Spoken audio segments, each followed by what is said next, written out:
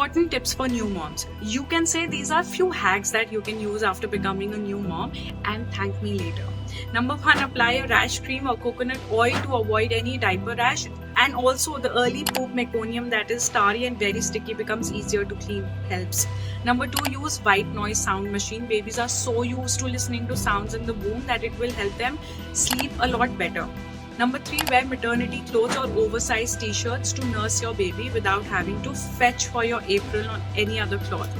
Number four, while storing breast milk, put the packet or the bag horizontally lying flat down. That will create more space and milk will thaw faster. Number five, I had made a basket that had all the baby essentials, diaper, wipes, cloth, rash cream, and so much more. And I could just pull it out and use while I was still healing and feeding after the delivery. Number six, you can use your birthing ball and bounce on it with your baby to calm the baby. Do not weigh your baby to see whether your baby is gaining weight or not. Leave it to your doctor. Number eight, start your Kegel exercises as soon as you give birth and after you've taken the go ahead from your doctor. Remember these hacks. Take care, mommies.